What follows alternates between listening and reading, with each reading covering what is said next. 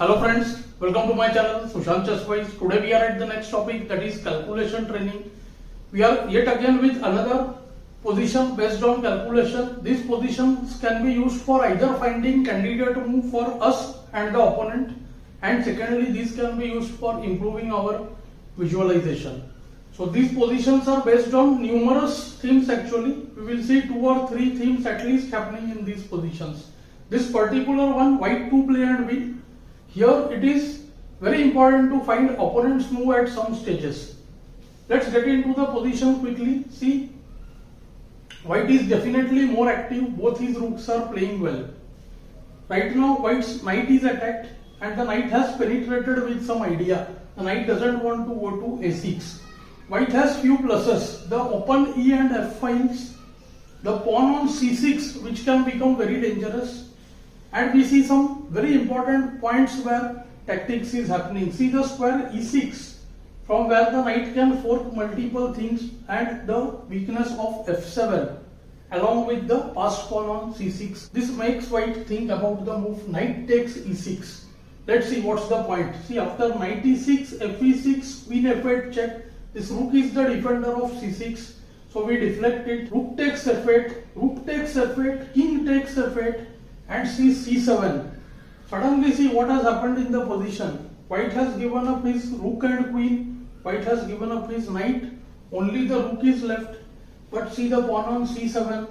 Because of the pawn on e6, queen can't guard from g4. The c8 square.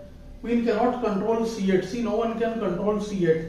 And the move queen h4, threatening to attack h2 and e1 mainly, fell simply to qc8 check followed by queen e6. When see queen supports e1 and white would be winning. But if you have calculated only this much and you think it's over, then you are wrong. Definitely we have to find some black moves, as I said. White played knight e6, f takes e6, but he saw further that after queen f8, rook f8, rook f8, black has kg7. This move is very important. The point being, now c8 will not come with check. So what will happen? The bishop and queen will be able to create an attack on the white king. So seeing this was absolutely important. See, after kg7, same, if c7, qh4 attacks e1, and here white has to be very careful. The point is, see, c8 cannot be played because qe1 mates. So one of the rook has to come to f1, but which one? One is right and the other is blunder. So that position we have to imagine, see, while giving e6 before that. After that, it is just speculative. Let's play the moves and see. Queen takes f8, rook takes f8, rook takes f8. If king f8, as I said, c7, qh4, c8, queen check followed by queen e6. The rook is guarded and white wins.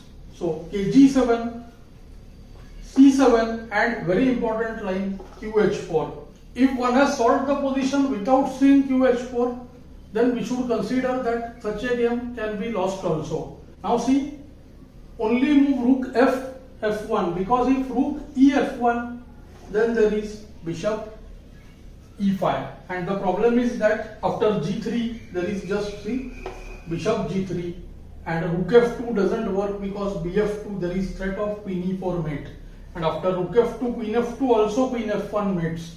So it is black who ends up winning here. But white rightly played the move rook f1 because he has seen from before that after b5 just rook takes e5, and there is no other way to control the c8 square.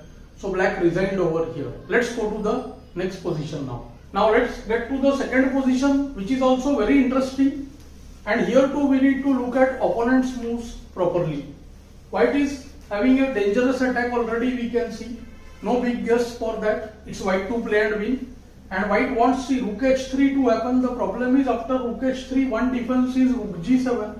He wants to make things fast.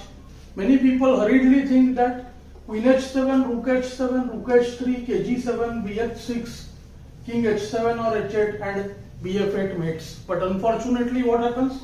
After qh7, kh7, rook h3, there is just queen h3. And it is black who ends up winning the game. White, who was curious to use this idea, immediately spotted the move e6, of course. And now it looks like the same thing will happen very easily, but see it's not so. There is a problem now. Black can see firstly use the move queen e8 and f8 which are almost similar, and he can also consider the move f6. Now first point, see f6 now stops this bishop's control on h4. Here the game ends. Queen h7, kh7, rook h3, kg7, bh6. King moves h7 or h8, both are met by bf8. So for imagination, see these positions are pretty good. Takes, check, kg7, check. Now the e6 pawn guards f7, that was the point. King h7 and bf8, checkmate. But these positions are not easy. It's far more trickier than what it looks. Black plays the much stronger queen f8. See, the queen attacks the queen on h6 and it's ready to block also if time comes. Here too, white goes qh7. The game ended very differently actually than what could have happened.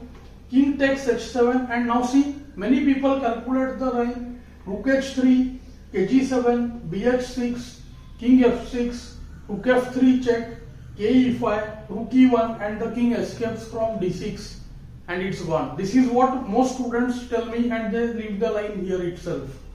Another thing then they start doing is they try to take bf8 and somehow try to prove their advantage. White has advantage in most of the bf8 variations also. But what we should see here is, see after rook h3, kg7, bh6, kf6, rook f3, ke5, here there are other ways. If white wants, he could go bf8. If white wants, he can go bf4. Otherwise, see rook e1, kd6, and we should not miss the check. Never miss a check, it is said, that is why. See, this is a checkmate. But if we have calculated only this much, then we are in for a shock here. White had one way which he didn't play in the game. Maybe he missed this bf4 mate 2. In the game, black could have definitely first played bishop h4 here, making space for the king on e7. Now see, after rook h4, kg7, bishop h6 check, king f6, there are 2 points here. Firstly, now the rook will be on f4, so there will be no bishop f4 check. And secondly, after rook f4, king also has place on e7. So this line is also very interesting. But here, as I said, if white wants, now he can just take bf8, rook f8, ef7, and you see that rook e1 is devastating. The position is terrible, but it's lucky side that black didn't get mated. Now see, after rook f7, there is re1 check, king f8. White can really do many things. This position is winning for him. Also, in the event of ke5, white can consider re1, king d6. Rook e1 was necessary because f4 was hanging.